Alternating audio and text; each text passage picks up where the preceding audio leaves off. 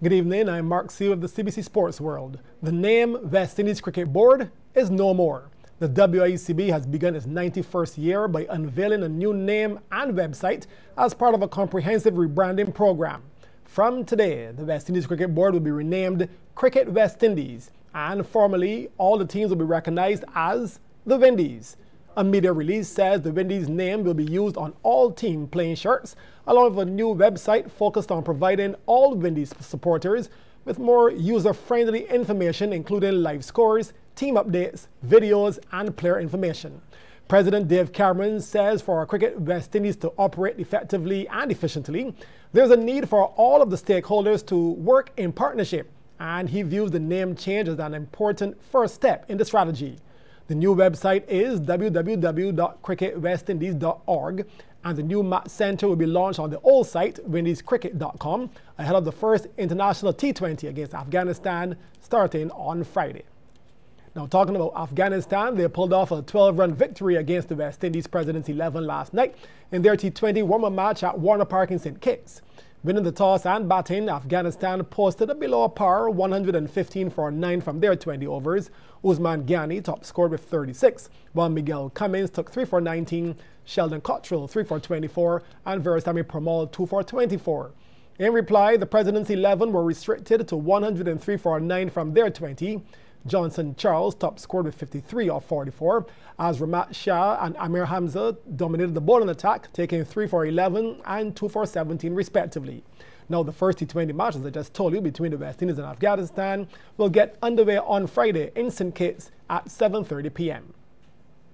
The recent mini 4-day camp served its purpose in getting the West Indies women ready for the upcoming ICC World Cup in England. So says head coach Vasbert Drakes, who is also happy with where the team is at this date. He was speaking at a Cricket West Indies media briefing at the Aqua Beach Hotel. A lot of learning would have taken place over the last year as it relates to our preparation and our expectation as a group. And we're currently looking forward to the challenge at hand. As a group, we recognize the importance of playing good cricket. Pressure is something that you create on yourself, and being involved in cricket is my job. Certainly, is to manage the expectation well. Obviously, see it as a competition that you want to do well in, and don't worry about the peripheral stuff as it relates to the pressure. The Windies women will leave the Caribbean for England 2 weeks early in order to adjust to the climate ahead of their opening match. This will be against Australia on June 26. I think the 2 weeks certainly in England with in our pre-camp in the Rose Bowl will give us opportunities for us to get familiar with the conditions.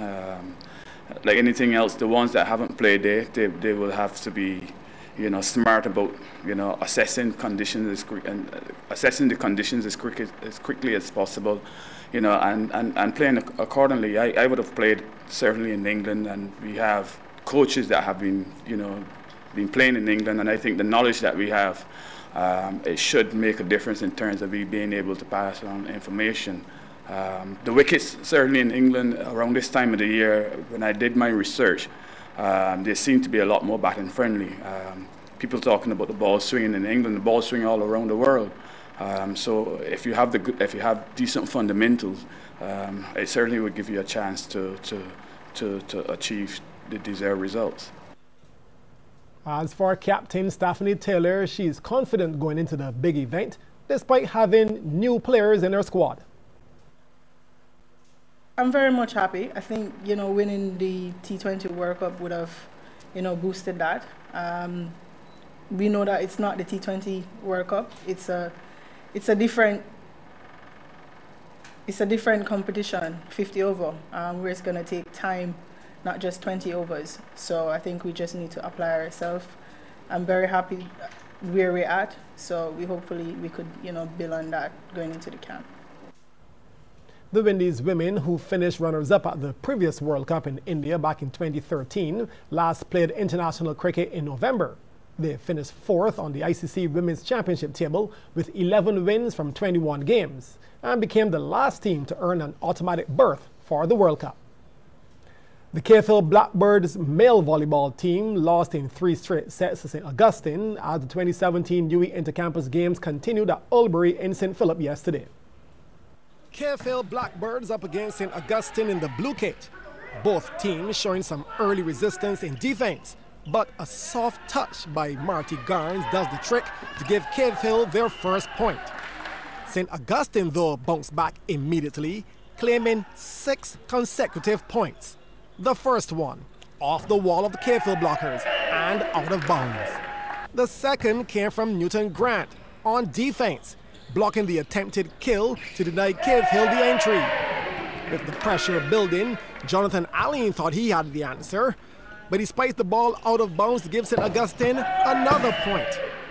The fourth one, gifted by Jonathan Allen, once more off the service of Alexander Evans.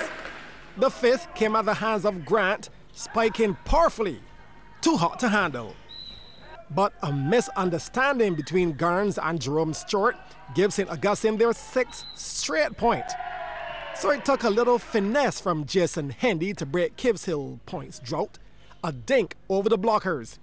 And despite that, the TNT students would remain with a 4-point advantage to eventually win the first set 25-21.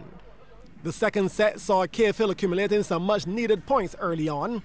Here, Stewart sets, and Rashawn Allen hammers it. Allen now with the serve, and St. Augustine's Michael Besson spikes the ball out of bounds. KFL began to look more confident. Shioki Holder with an assertive spike through the middle and off the blocks to add another point and give KFL a relatively comfortable lead. However, later, KFL and St. Augustine would be neck and neck. Here, Kervin Jean splits KFL defense. And it was St. Augustine to take that second set 27-25, and they go up 2-0. KFL had all to play for in the third set, but Frazier made sure he kept the pressure on, spiking another point for TNT. The boys from St. Augustine proved to be the better on the day as they went on to take the final set 25-23 to complete a 3-0 clean sweep over KFL. Meanwhile, in some other games, KFL women defeated St. Augustine in 3 straight sets to win 25-9, 25-12, 25-14, while the Mono women enjoyed an easy 3-set victory over the Open Campus, winning at 6, 8, and 6. Nicholas Smith was crowned overall men's physique champion of the recently concluded ABC Fitness Studios Inter-Gym competition held at the Foundation School Auditorium. Last evening on Sports Night, we showed you the ladies' bikini section. Tonight, as promised, we focus on the men. CBC's Damien Best reports. Men's physique short class gets the ball rolling. Third was Gregory Howell of Body Shapers. Just a reminder, in the physique competition, we're looking for contestants who display proper shape combined with muscularity and overall condition. In other words, an athlete who's ripped to shreds, small in the biceps and triceps compared to the top two, but good job by Howell for third. Second went to Edwin Green, also of Body Shapers, showing cut in the chest and abs. The back and shoulders, work in progress, well done. But the man of the moment in the short class was Nicholas Smith, also repping Body Shapers. His back by far overpowered the rest of the field. Now some would say he's borderline bodybuilder in the making, but in the judges' eyes, the detail in the upper body, more so the chest, helped him to cap the title in the short class. On to the taller guys, 4 entries. Third went to Shane Messiah of Big Red Gym. Confidence, not a problem. The guy had wings, showed good cut all around. Perhaps the abs need a little more work. Your third place finisher. So who would seal second spot? Nicholas Beckles of Valley Fitness. Well, he wasn't as broad in the upper body, and that was actually an asset. The balance on point, needs to brush up a bit more on his posing routine, but a decent job. Now to the man of the moment in the tall class, Alex Eiffel of Flawless Performance Center. Well, he definitely practiced his routine and left it all on stage. Eiffel had the bulk in the arms and pectorals and presented lean, hard muscles with zero water retention. Eiffel, a champion in the tall class. Well, there's only one thing left to do to decide the overall men's physique champion. And the judges went for Nicholas Smith. Congratulations to him and all the competitors. Damien Best, CBC Sports. And that's sports. Business is next.